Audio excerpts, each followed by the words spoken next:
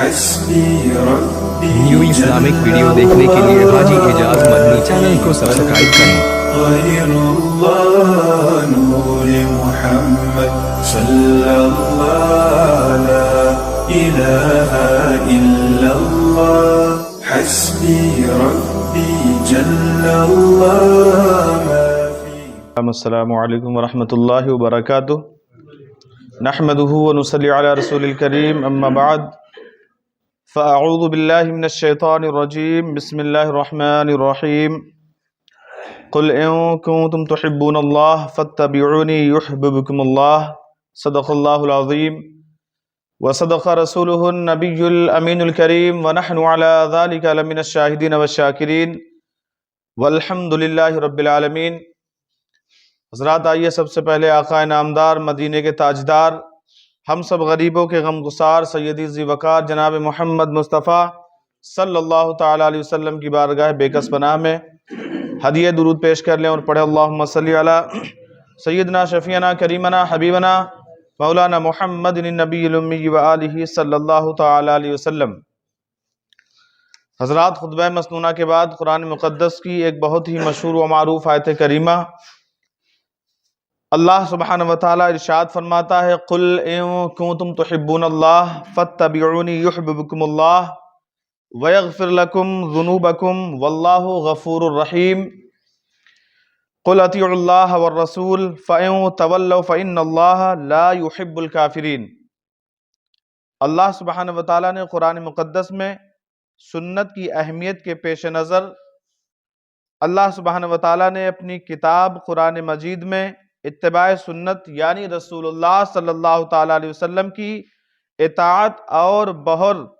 یعنی اطاعت پر سنت پر بہت زور دیا ہے، کیونکہ آپ کی اطاعت اور اتباع ہی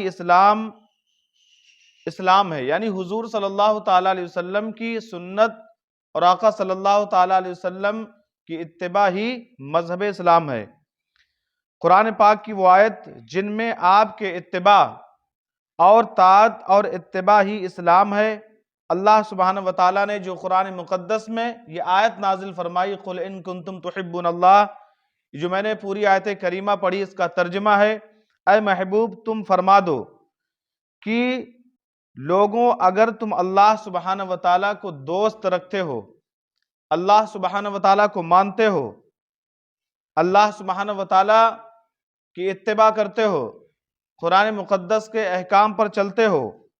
تو اے محبوب فرما دو کہ تم میری اتباع کرو۔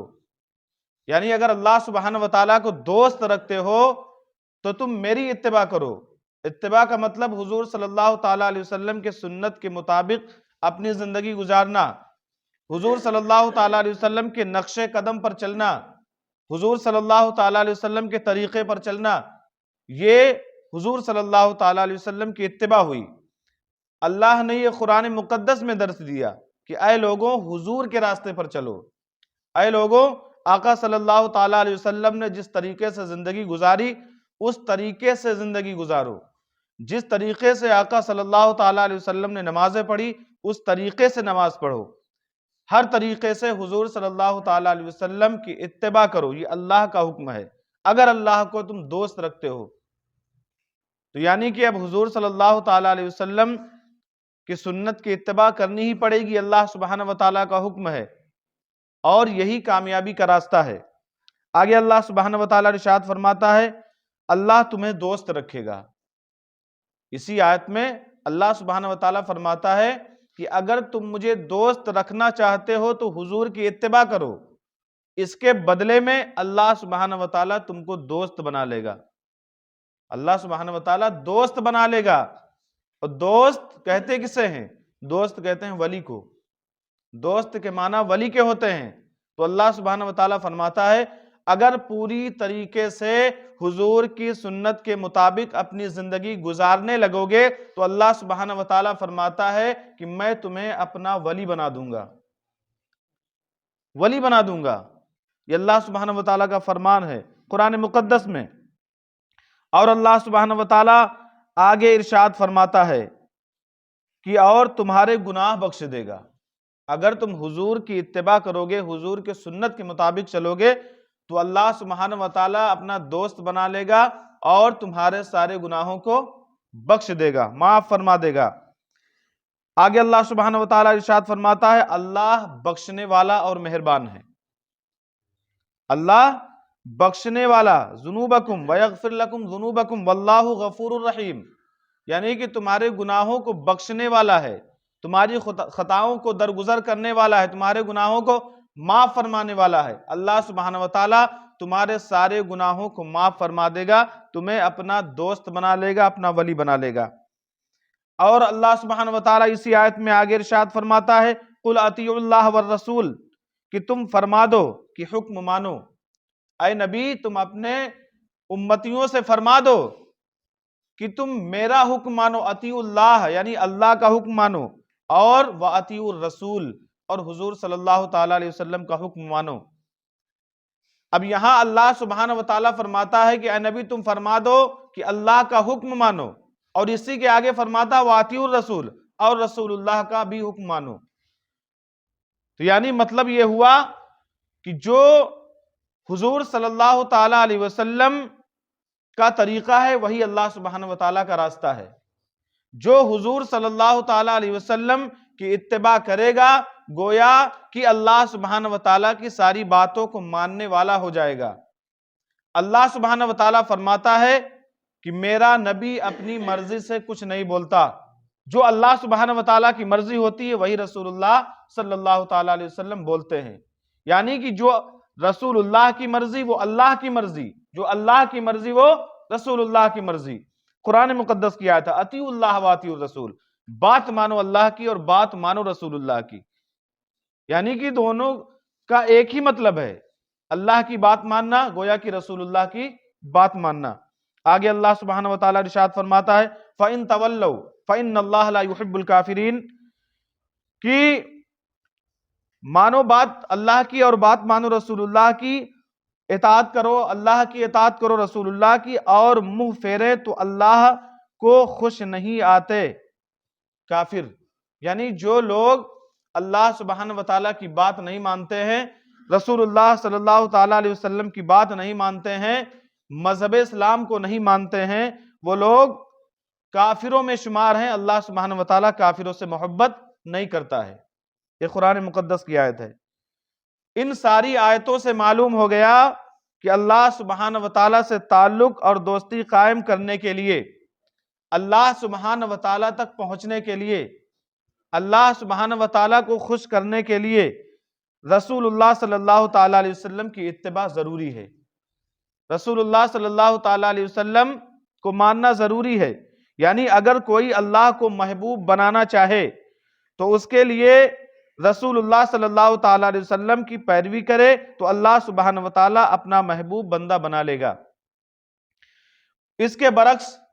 جو لوگ رسول اللہ صلی اللہ تعالیٰ علیہ وسلم کی اتباع نہیں کرتے، یعنی حضور صلی اللہ تعالیٰ علیہ وسلم کے سنت کے مطابق نہیں چلتے، آپ کے کہنے کے مطابق نہیں چلتے، آپ کے طریقے کو نہیں مانتے، آپ کے راستے کو نہیں اپناتے، ان کا دعویٰ یعنی ان کی محبت کا دعویٰ جھوٹا ہے، ان کی محبت کا دعویٰ جھوٹا ہے، کیونکہ ایک حدیث میں ہے کہ جو شخص کوئی ایسا عمل کرے جس پر ہمارا حکم نہ ہو، آقا فرماتے ہیں کہ کوئی شخص ایسا عمل کرے جو میں نے نہیں کہا ہے تو وہ مردود ہے، یعنی آقا صلی اللہ تعالیٰ علیہ وسلم فرماتے ہیں وہ مردود ہے۔ اسی لیے اس آیت میں یہ کہا گیا ہے کہ اگر تم خدا سے محبت رکھنے کا دعویٰ کرتے ہو، دعوے میں سچے ہو تو میری سنتوں پر عمل کرو۔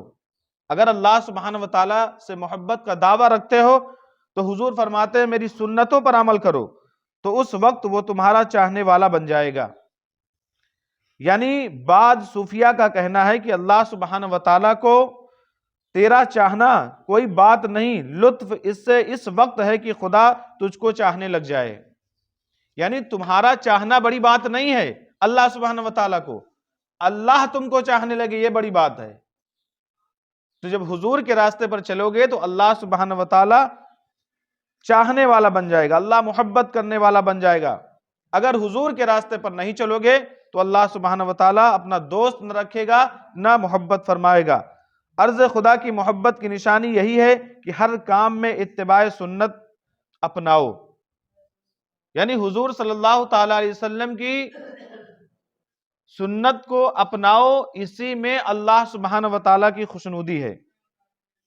عرض خدا کی محبت کی نشانی یہی ہے کہ ہر کام حضور صلی اللہ تعالی علیہ وسلم کی کہنے کے مطابق کیا جائے، اور اس اتباع سنت کو مد نظر رکھا جائے۔ پھر آیت میں یہ بتایا گیا کہ رسول اللہ صلی اللہ تعالی علیہ وسلم کے طریقے کی مخالفت کفر ہے، یعنی حضور صلی اللہ تعالی علیہ وسلم کی کسی بات کو جھٹلانا، کسی بات کو نہ ماننا، یہ کھلا ہوا کفر ہے، اور اللہ سبحانہ وتعالیٰ فرماتا ہے میں کافروں سے محبت نہیں رکھتا ہوں۔ اور اس کے بعد یعنی ایسے لوگ خدا کے دوست نہیں ہو سکتے جو نبی کریم صلی اللہ تعالی علیہ وسلم کی پیروی نہیں کرتے ہیں، اتباع نہیں کرتے ہیں، سنت کے مطابق عمل نہیں کرتے ہیں۔ اس سے معلوم ہوا کہ ہر کام میں اتباع سنت ضروری ہے۔ حضرات، اسی طریقے سے اللہ سبحانہ وتعالیٰ نے قرآن مقدس میں ایک اور آیت نازل فرمائی، تِلْکَ حُدُودُ اللَّهِ وَمَن يُطِعِ اللَّهَ وَرَسُولَهُ يُدْخِلْهُ جَنَّاتٍ تَجْرِي مِن تَحْتِهَا الْأَنْهَارُ خَالِدِينَ فِيهَا وَذَلِكَ الْفَوْزُ الْعَظِيمُ۔ یہ قرآن مقدس کی آیت ہے سورہ نساء کی۔ اللہ سبحانہ وتعالیٰ فرماتا ہے یہ اللہ کی حدیں ہیں، اور جو حکم مانے اللہ اور اس کے رسول کا، اللہ اسے باغات میں سے باغات دے گا جنت کے اندر، اور ان کے لیے اللہ سبحانہ وتعالیٰ فرماتا ہے نہریں رواں ہیں، اور یہی بڑی کامیابی ہے۔ اللہ سبحانہ وتعالیٰ فرماتا ہے کہ جو بات مانے گا رسول اللہ صلی اللہ تعالیٰ علیہ وسلم کی، تو اسے جنت میں باغات دیے جائیں گے،